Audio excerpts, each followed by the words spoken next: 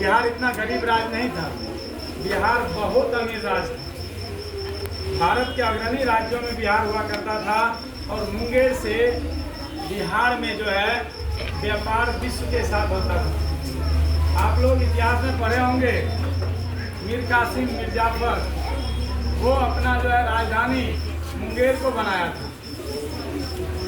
और मुंगेर से अंतर्राष्ट्रीय बाजार का व्यापार होता था।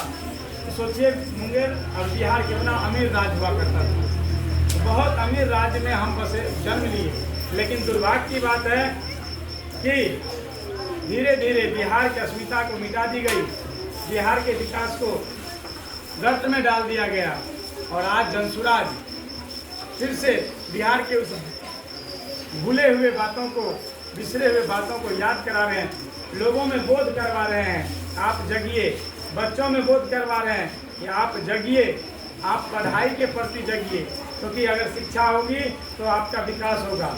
आप सही शिक्षा प्राप्त करेंगे तभी आपका डेवलपमेंट होगा, तभी आपको अच्छी नौकरी मिलेगी।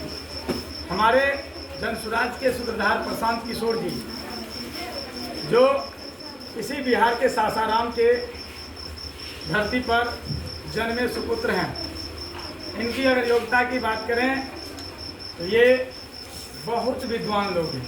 अब समझिए इतने विद्वान लोग हैं, 23 साल की उम्र में इन्होंने यूएन में नौकरी कर लिया।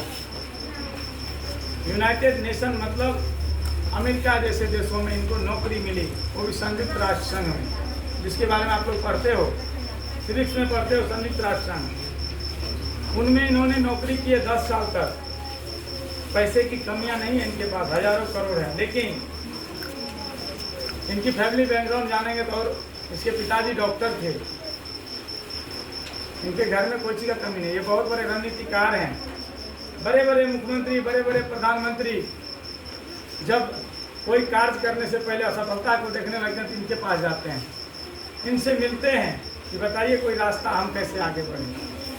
वो व्यक्ति आज 2 साल से बिहार के हर एक जिला में पैदल पैदल चल रहे हैं, अपने सुख सुविधा को छोड़ करके टेंटों में जीवन बिता रहे हैं, अपने सुख सुविधा को छोड़ करके।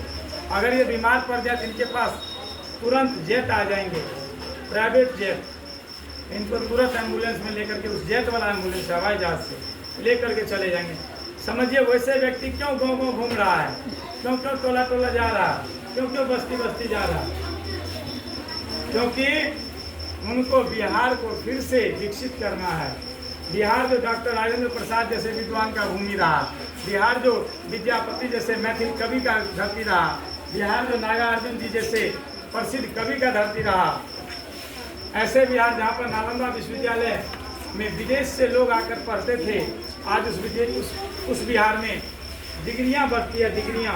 आप यूनिवर्सिटी में जाइए, 20,000, 22,000, 25,000, 50,000, 1 लाख रुपया दीजिएगा, आपको कोई भी कोर्स का डिग्री बिना पढ़े मिल जाएगा। सरकारी स्कूल में आपको खिचड़ी मिलता है, पिलवा खिचड़ी मिल जाता है आपको खाने के लिए, और सरकारी कॉलेज में आपको डिग्री मिल जाती है और आप समझते हैं हम विद्वान हैं। भारतीय कोचिंग सेंटर के डायरेक्टर होने के नाते और जनसुराज को मैंने ज्वाइन इसीलिए किया ताकि मैं अपने बच्चों में बहुत बेहतर शिक्षा दे सकूं। और बेहतर शिक्षा कैसे होगा? जब यहाँ की सरकार बेहतर होगी तब शिक्षा बेहतर होगी। तो सरकार बेहतर करने के लिए आप जब सही शिक्षा प्राप्त करेंगे तब आपको पता चलेगा कि हम अपना वोट किसको दें। अब आप में से बहुत सारे बच्चे जो मैट्रिक कर रहे हैं, इंटर कर रहे हैं, ये कल वोटर बनेंगे 1 साल 2 साल के बाद। 18 साल उम्र होगा, आप वोट गिराने जाएंगे। वोट किसको देंगे? आज तक बिहार में वोट जात के नाम पे होता, धर्म के नाम पर होता, देश के नाम पर होता है। और जब तक इस पर वोट देंगे तब तक बेरोजगारी रहेगी, तब तक सरकारी नौकरियां नहीं मिलेगी, तब तक फैक्ट्रियां नहीं खुलेगी। तो हम सबका कर्तव्य है बिहार को बेहतर बनाना। इसीलिए मैंने जनसुराज ज्वाइन किया। और बिहार को बेहतर बनाने के लिए आपके क्लास को करने के बाद, आप लोग जान रहे हैं कि मैं सुबह में आपका कोचिंग पढ़ाता हूँ कि नहीं पढ़ाता हूँ? पढ़ाता हूँ ना। उसके बाद स्कूल में क्लास लेता हूँ ना। लेने के बाद मैं छुट्टी जब हो जाती है आप लोगों का, तब मैं गाँव गाँव जाता हूँ। आज सौर बाजार नगर के प्रखंड अध्यक्ष होने के नाते 17 पंचायत का भ्रमण करता हूँ और हर घर जाकर जन स्वराज के बारे में लोगों को बताता हूँ। जगिए, अब नहीं जगिएगा तो कब जगिएगा। प्रशांत किशोर जी कहते हैं कि अमीर बनने का 3 रास्ता। अमीर बनने का कितना रास्ता है? 3 रास्ता। पहला है शिक्षा। क्या है? शिक्षा। अगर आपके पास कुछ नहीं है, सिर्फ शिक्षा है, सही शिक्षा है, सही जानकारी है, तो आप डॉक्टर बन सकते हैं, इंजीनियर बन सकते हैं, आईएएस बन सकते हैं, आईपीएस बन सकते हैं, या अपना एक अच्छा सा व्यापार बिजनेस चला सकते हैं, तो आप अमीर बन सकते हैं।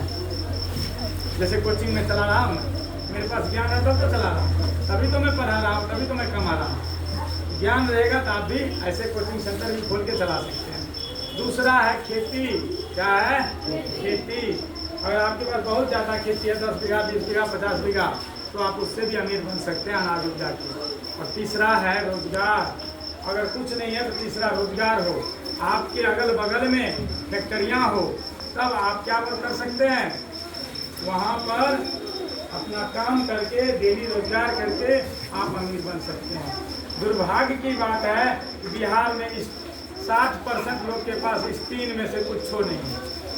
3 गो में से कुछ भी बिहार में 60% लोग को नहीं है। यहाँ पर शिक्षा क्या है तो पता ही है, सभी को पता चल गया है। शिक्षा क्या है? यहाँ पर मैट्रिक करता है विद्यार्थी, वहीं थक जाता है, दिल्ली पंजाब चला जाता है, क्योंकि माँ बाप को पैसे की कमी होती है। बेटा देखता है इंटर कर लिया, कहता है बेटा आपको छोड़ दे, हमारा पैसा नहीं छोड़, आप बेग टांग दिल्ली जो वक्त मजदूरी कर, पैसा ला। ऐसा होता है ना? हर एक गाँव से, हर एक घर से सभी का पिताजी कहाँ है? तुम लोग बताइए, आपके पिताजी कहाँ है? दिल्ली पंजाब हरियाणा लुधियाना में है ना? है कि नहीं है? क्यों है? क्योंकि यहाँ रोजगार नहीं है। यहाँ पर रोजगार कुछ लोगों को है, बाकी सब कहाँ? दिल्ली पंजाब हरियाणा लुधियाना में काम करते हैं। अगर यही रोजगार होता तो आपको यहाँ